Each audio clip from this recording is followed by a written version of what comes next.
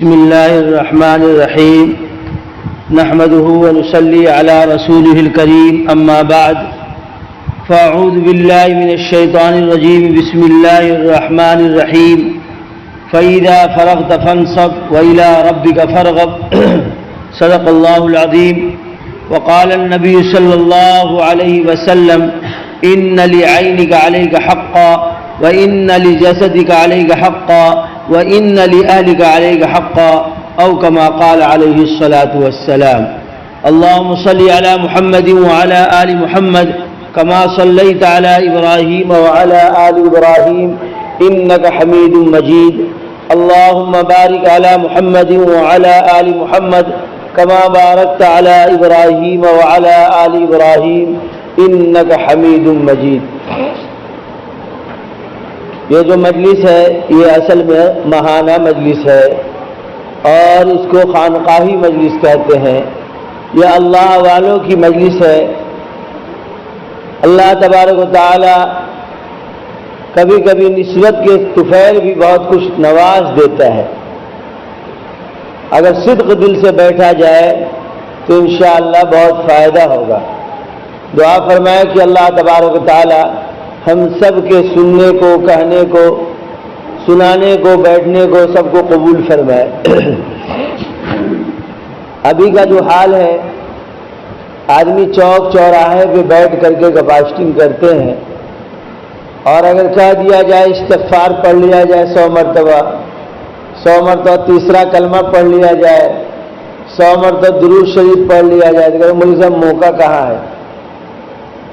حالانکہ فل موقع ہے، چوک پہ بیٹھے ہوئے ہیں اور معلوم ہے اس کی غیبت اس کی غیبت، پان پوریا چل رہا ہے، اور وہی کہہ دیں کہ بھائی استغفار پڑھنے سے اللہ گناہ کو معاف فرماتا ہے، اور جو تیسرا کلمہ پڑھنے سے نیکیوں کی توفیق ملتی ہے۔ لا حول ولا قوت الا باللہ یہ جنت کی کنجی ہے، اس کے پڑھنے سے آفت و مصیبت سے آدمی محفوظ ہوتا ہے۔ درود شریف پڑھنے سے حضور صلی اللہ علیہ وسلم کی قربت بڑھتی ہے، اور جو جتنا ہی درود پڑھے گا اتنا ہی اس کو ہر چیز میں مزہ آئے گا۔ اور جو قرآن کی تلاوت کیا کیجیے، کم سے کم جو ہے 2 ورق 4 ورق، حافظ ہیں 1 پارہ 2 پارہ، نہیں پڑھنا جانتے قل واللہ احد اللہ الصمد لم یلد ولم یولد ولم یکن لہ کفوا احد ہی جانتے ہیں، تو اسی کو 100-200 مرتبہ صبح پڑھ لیجئے، 100-200 مرتبہ شام پڑھ لیجئے، اپنے نام سے، ابو امی کے نام سے، پوری امت کے نام سے سال ثواب کر دیجئے، تاکہ قرآن پڑھنے کا آپ کو اجر ملتا ہے۔ مگر افسوس کا مقام یہ ہے کہ بھنگج کرنے کے لیے سب کو موقع ہے، کہہ دیا جائے رات دن تقریر کرنے کے لیے دینی لائن میں پڑھ رہے ہیں۔ حضرت مولانا شاہ ابرار الحق صاحب رحمۃ اللہ علیہ بہت بڑے اللہ والے ہیں، اور ہم لوگ جہاں پڑھتے تھے مدرسہ بیت العلوم سرائے امیر اعظم گڑھ یوپی، حضرت وہاں کے ناظم اعلیٰ بھی ہوا کرتے تھے۔ حضرت پڑھنے ہی کے زمانے میں حکیم الامت حضرت مولانا اشرف علی صاحب تھانوی رحمۃ اللہ علیہ سے بیعت بھی ہو گئے، اور جو ہے زمانے طالب علمی میں اجازت بھی مل گئی۔ حضرت مولانا قاری سید صدیق صاحب نادوی رحمۃ اللہ علیہ پڑھنے ہی کے زمانے میں حضرت شاہ اسد اللہ صاحب ناظم اعلیٰ مدارس العلوم سہارنپور، جو کہ خلیفہ مجاز کے حکیم الامت رحمۃ اللہ علیہ کے، ان سے بیعت ہوئے اور پڑھنے ہی کے زمانے میں خلافت ہوئی۔ ہمارا جو علاقہ ہے، خاص کر بہار کا ضلع سیتامڑھی، مدارس مکاتب مساجد تو بہت ہے، ہر کوئی دینداری کا تو ضرور جو ہے یہ پھوڑتا ہے کہ ہم جو پڑھے لکھے ہیں۔ رات حضرت اظہار الحق صاحب المدائری ناظم اعلیٰ الجامعۃ العربیہ شیخ العلوم کرما فرما رہے تھے کہ افسوس کا مقام یہ ہے کہ مدرسہ میں آدمی پڑھ لیتا ہے، عالم بن جاتا ہے، حافظ بن جاتا ہے، قاری بن جاتا ہے اور مفتی بن جاتا ہے، اب اس کے بعد پڑھنے پڑھانے لگتا ہے، اسی کو وہ کمال سمجھتا ہے۔ اس سے آگے پڑھ کر کے ایک اور مدرسہ ہے جس کے ذریعے ظاہر و باطن کی اصلاح ہوتی ہے، اور جب اس کی اصلاح ہو جاتی ہے تو جو کام بھی کرے گا وہ اللہ کی رضا کے لیے کرے گا۔ آدمی کسی مکتب فکر کا ذمہ دار ہے، یا کسی بھی چیز کا ذمہ دار ہے، گاؤں کا ذمہ دار ہے، کوئی کام کرتا ہے تو کوشش کرنی چاہیے کہ ہم اللہ والے سے جڑ کر کے رہیں۔ جب اللہ والوں سے جڑ کر کے رہتا ہے تو وہ آدمی کامیاب ہو جاتا ہے۔ حضرت فرما رہے تھے کہ آج کا حال یہ ہے کہ عالم علماء وہ اپنے آپ میں مست ہیں، کسی کو یہ فکر نہیں ہے ہم کسی اللہ والے سے بیعت ہو جائے۔ بیعت ہونے سے بیعت کیا ہے کہ آدمی توبہ کرتا ہے کہ ہم زناکاری نہیں کریں گے، بدکاری نہیں کریں گے، غیبت نہیں کریں گے، لواطت نہیں کریں گے، چغلی نہیں کریں گے، چوری نہیں کریں گے، چماری نہیں کریں گے، ہر وہ گناہ نہیں کریں گے جس سے اللہ ناراض ہوتے ہیں، اس سے بچنے کی کوشش کریں گے، اسی کا نام بیعت ہے۔ اور آگے آدمی جب اس کو فنا فی الشیخ ہو جاتا ہے تو وہ فنا فی اللہ ہو جاتا ہے۔ فنا فی الشیخ شیخی کی بات کرتا ہے، شیخ کی بات کرے گا تو شیخ کس کی بات بتاتا ہے؟ وہ اللہ کی بات بتاتا ہے۔ تو کیا ہے کہ آدمی کو کوشش کرنی چاہیے ہم کسی نہ کسی اللہ والے سے جڑ کر کے رہیں۔ جب آدمی جڑ کر کے رہے گا تو اللہ نے قرآن میں ارشاد فرمایا فَأَلْهَمَهَا فُجُورَهَا وَتَقْوَاهَا، تو یقینی بات ہے شر کو دور کرے گا اور جو ہے اپنے اندر تقوی کو لانے کی کوشش کرے گا۔ حضرت الیاس گھمن صاحب دامت برکاتہم فرماتے ہیں تقوی کیا ہے؟ تقوی یہ ہے کہ ایک آدمی پوری زندگی گناہ ہی نہیں کیا، وہ بھی متقی، کیا ہے؟ وہ بھی تقوی والا ہے۔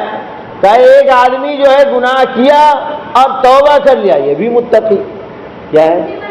تو کوشش کرنی چاہیے ہم کسی نہ کسی اللہ والے سے بیعت ہو جائیں، ہم کسی نہ کسی کی نگرانی میں رہیں۔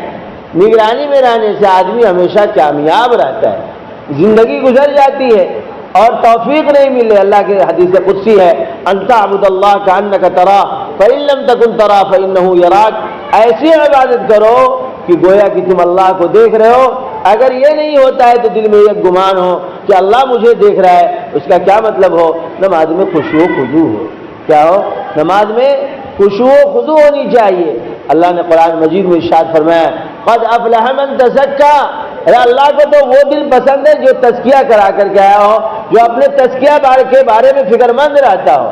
آدمی جب بیمار ہو جاتا ہے تو کوشش میں لگا رہتا ہے ہماری صحت کیسے صحیح ہوگی، ہزاروں ڈاکٹروں کے بارے میں وہ معلوم کرتا رہتا ہے، اور اگر اللہ پیسہ دیتا ہے نہیں پیسہ ہوتا ہے تو چندہ کر کر کے جا کر کے اپنے علاج کراتا ہے۔ کیا کراتا ہے؟ وہ اپنا علاج کراتا ہے۔ روح بیمار ہے، روح بیمار ہے۔ روح کی بیماریاں کیا ہے؟ حسد ہے، کینہ ہے، بغض ہے، عداوت ہے، دشمنی ہے، نفرت ہے، حب مال ہے، حب جاہ ہے، کبر ہے، نخوت ہے، اور جو ہے من میں بڑائی ہے۔ یہ سب کیا ہے؟ روح کی بیماریاں ہیں۔ اس کو دور کرنے کے لیے آدمی اللہ والوں سے جڑتا ہے، اور جب جڑنے کے بعد دھیرے دھیرے وہ دوا بتلاتے ہیں جس کے ذریعے ان بیماریوں کو دور کرنے کے بعد وہ بھی جو ہے مزکہ بن جاتا ہے۔ اب اس کے بعد جب وہ اللہ کی طرف سے اگر شیخ کو کوئی جو ہے پیغام ملتا ہے، وہ اجازت دیتے ہیں کہ جاؤ تم بھی اب میرے جیسا کام کرو، تو اللہ کی مدد آتی ہے اس کے ساتھ۔ تو میرے محترم بزرگو دوستو، ابھی کا حال کیا ہے؟ ہر کوئی کو جو ہے تقریر کرنے کا شوق ہے، ہر کوئی چاہتا ہے کہ ہم جا کر کے مجمع عام میں جو بڑے بن جائیں۔ افسوس کا مقام یہ ہے کہ کوئی کسی کی آواز اللہ نے اچھی دے دیا تو چاہتا ہے ہم نماز پڑھائیں گے، لوگ کہیں گے بہت اچھا پڑھتے ہیں، وہ اللہ کو راضی کرنے کے لیے نہیں پڑھتا ہے۔ قرآن پڑھ رہا ہے گنگنا کر کے، وہ اس لیے پڑھ رہا ہے کہ لوگ ہمیں سمجھیں گے کہ بہت اچھا پڑھتا ہے۔ خشوع و خضوع نہیں ہے کہ اس لیے میں پڑھوں میرا اللہ راضی ہو جائے۔ تقریر اس لیے کر رہا ہے بیٹھ کر کے تاکہ خوب ہاتھ بھاجوں گا تو لوگ کہے گا بہت بڑا مقرر ہے۔ کیا ہے کہ دل جو ہے، یہ دل جو ہے اخلاص سے خالی ہے، اس لیے اس کا اثر نہیں پڑ رہا ہے۔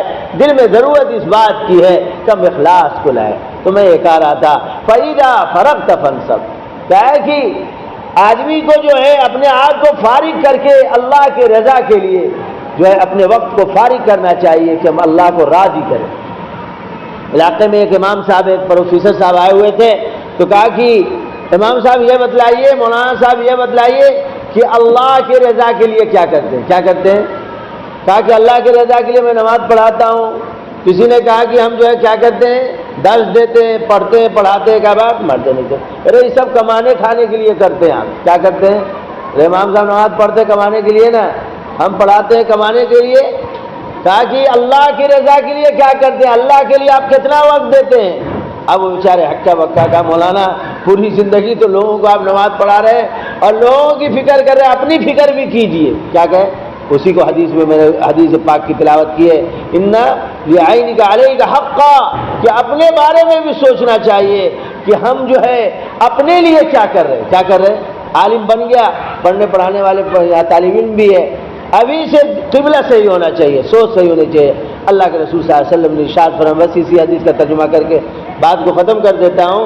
اللہ کے رسول صلی اللہ علیہ وسلم نے ارشاد فرمایا، من تعلم علما لغیر اللہ فلیتبوأ مقعدہ من النار. جو آدمی اس لیے علم حاصل کرتا ہے کہ میں بہت بڑا عالم بن جاؤں گا تو بہت بقراتی کروں گا، میں اس وجہ سے پڑھ رہا ہوں کہ پڑھ کر کے جو ہے خوب پیسہ کماؤں گا، دنیا کماؤں گا، اور ڈاکٹر کے ایسے جو ہے ہم لوگوں کو ٹھگیں گے، تو کہہ رہے ہیں کہ اللہ کے رسول صلی اللہ علیہ وسلم فرما رہے ہیں فَلْيَتَبَوَّأْ مَقْعَدَهُ مِنَ النَّارِ، ایسے لوگوں کا ٹھکانہ جہنم ہے.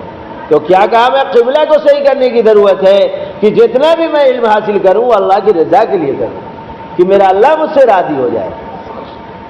تو ایک صحابیہ نے یہ جو حدیث پڑھا ہوں اس کے شان نزول یہ ہے کہ ایک صحابیہ اپنے شوہر کے بارے میں شکایت کی کہ وہ رات میں آتا ہے تو جگاتا ہے، اور جب طلوع آفتاب جب آفتاب نکل جاتا ہے تو وہ نماز پڑھتا ہے، اور دن میں روزہ رکھتی ہوں، روزہ توڑوا دیتا ہے. آج کل آدمی بہت سارے غیبت کے اور کاکا چیت کے شکار ہو جاتے، نہیں ہو جاتے؟ تو حضور صلی اللہ علیہ وسلم نے دونوں کو بلایا. آج کل کیا ہے کہ اگر آپ جا کے چڑھا دیجئے کہ آپ کے بارے میں امام صاحب ایسا بول رہے تھے کہ اچھے روح تو میرے موقع ملی تھا، موقع بتائیے. اب وہ موقع کے انتظار میں اپنی نیکی ان کو دے رہے ہیں. ارے بھائی آپ کو معلوم ہے، جا کے ڈائریکٹ ان سے پوچھ لیجئے کہ امام صاحب کے بارے میں ایسے سنا ہو، کیا بات ہے؟ کیا ہے؟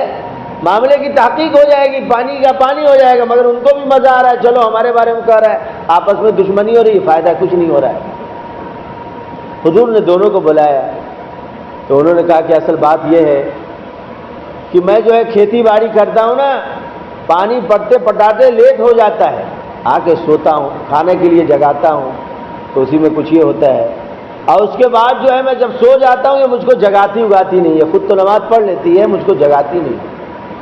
اور جب میری نیند کھلتی ہے فوراً وضو کرتا ہوں، نماز پڑھ لیتا ہوں. اچھا اس کا روزہ کہے توڑوا دیتے ہو؟ کیا روزہ اس لیے توڑوا دیتا ہوں، یہ نفلی روزہ رکھتی ہے، رمضان کا روزہ نہیں ہے.